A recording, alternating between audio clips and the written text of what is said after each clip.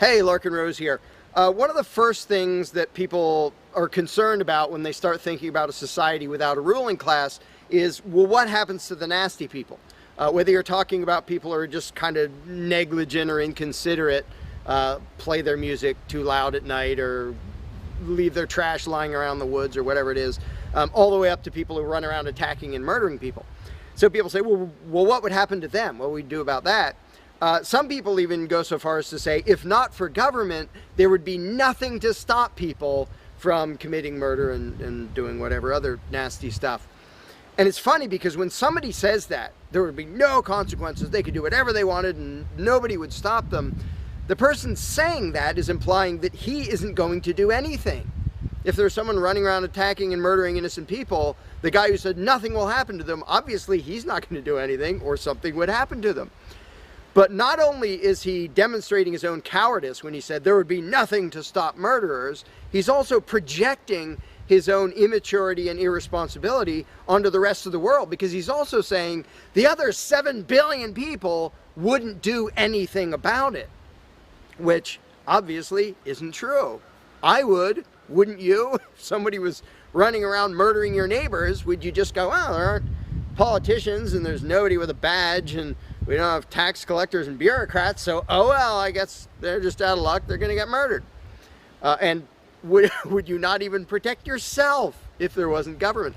Obviously, lots and lots of people, all the sane people, would do whatever they could to protect themselves and defend the innocent. So to say nothing would happen is just really bizarre. And it comes from having a mentality basically of a little kid in a classroom, where the teacher walks out of the room and the kids are just sitting there. We don't know what to do. No authority's telling us what to do. And Johnny's throwing things at me and there's no teacher to stop him. Ah! Because most people, having been trained into authoritarian mentality, it never occurs to them that they are the ones who should fix anything, who should stop anything.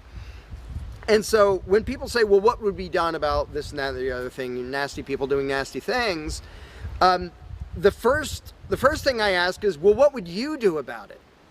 Because people are so into the mentality that there has to be some master plan and some authority who writes down the law of here is what will be done with those people, that people don't think in terms of, well, what would I do about it? Which is why I always ask people, well, what would you do about it? You're a person just as much as me and just as much as the other 7 billion. What would you feel justified in doing if somebody was polluting or playing their music too loud at night or running around murdering people or whatever in between you can think of? Any nasty thing, what would you feel justified in doing about it? Because there's a very basic rule of being a moral human being, which is if it would be wrong for you to do something, don't ask anybody else to do it. And the rule is so simple, so self-evident and obvious that most people will go, well, duh, of course. Trouble is, nobody in the world who believes in government abides by that rule. Nobody. I don't care if you're a constitutionalist, Democrat, Republican, fascist, communist, anything, any kind of statist. There is nobody who believes in government who abides by the most basic rule of morality, which is if it's wrong for you to do something, don't ask somebody else to do it. Because every single candidate, every party, every government always does things that the voters know they themselves have no right to do. And to say something like, well, I'm voting for the guy who's going to tax you less. Well, do you have the right to rob me a little bit less than the other guy? No, you don't. So telling me that, well, somebody was going to rob you more, but I voted for the guy to rob you a little bit less, you are still violating the basic rule of being a human being. If it's wrong for you, don't ask somebody else to do it. Well, that's kind of the second basic rule, the first one being the non-aggression principle. And they actually go together quite well. But when people are in the mindset that there's going to be some major centralized plan to deal with whatever, polluters or people who play their music too loud or murderers or whatever else, they have to get out of that mindset. They have to start to think that maybe they are among the people who have to do something about it. So instead of saying, what will be done about such and such, well, what will you do about it? What should I do about it? And this doesn't magically make all the problems go away, but the actual practical challenge of dealing with most disputes is trivial compared to the challenge of getting people to think like responsible adults, where they start to think, well, maybe it's up to me.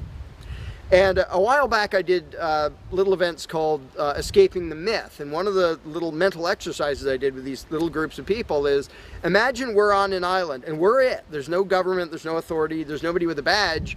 And one of us is running around stealing stuff from other people. He's not killing anybody, but he's stealing stuff. What are we going to do about it? We normal people. There's not a legislature, there's not 911 to call, there's nobody with a badge, it's just people. And so with that specific example, I would ask people, so what do we do? And just off the top of their heads, everybody comes up with solutions that are way better than what government ever does. First of all, every government solution is, all right, step one, I get to rob everybody. That's the government solution. Well, we're going to tax everybody so we have the resources to stop that other robber. Well, in the island scenario, nobody is stupid enough or insane enough to start with that, to say, well, let's see, so somebody's stealing our stuff. Okay, first, I get to rob all of you so that I have the resources to protect you from him. Nobody is that insane. Everybody is insane enough to believe that who believes in government. And I did for many years. I was stupid enough to actually think that it was rational and moral to advocate mass extortion in order to protect people. And that's just stupid. So I just believed something insanely stupid for a very long time. Most of the world still believes that.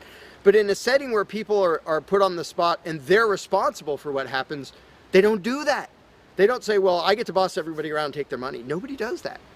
So to me, the challenge is not even coming up with specific solutions to every imaginable dispute or problem, which I don't pretend to know how everything's going to turn out.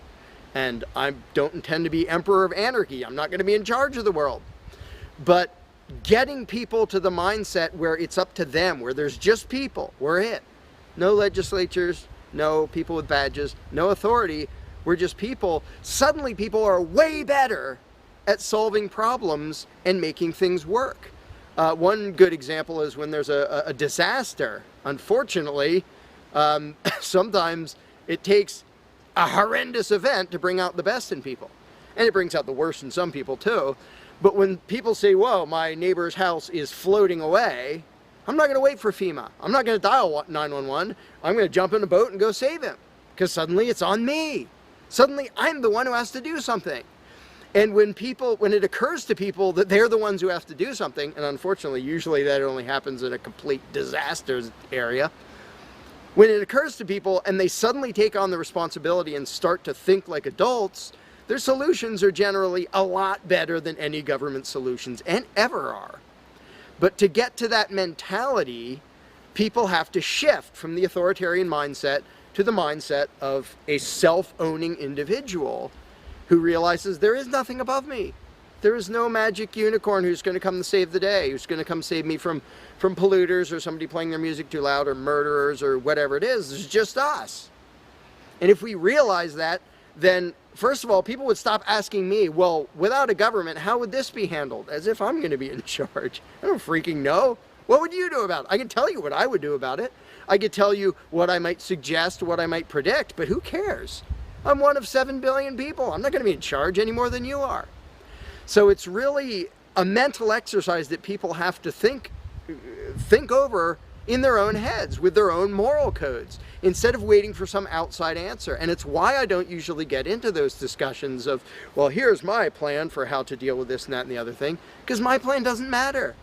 My plan will not be the best plan for any problem you can come up with. There will be a million people with better plans than whatever I could come up with. So don't ask me to describe how you are going to fix problems. I don't freaking know.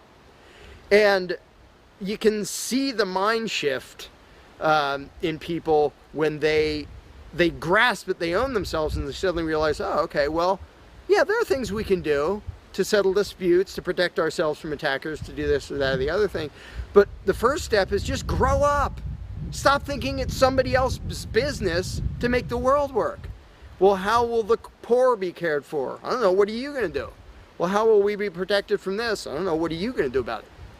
And it is inconvenient. It's inconvenient to be a free person where you can't just be a kid in a classroom whining to the teacher to save the day and fix everything and make everything work.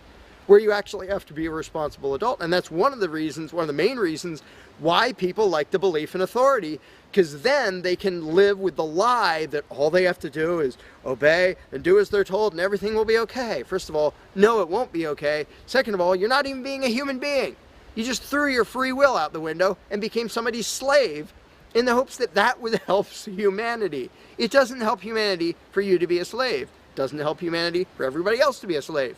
It does help humanity for you to start thinking as an adult, responsible human being who owns himself and who accepts that it is your responsibility to figure out how to make the world work.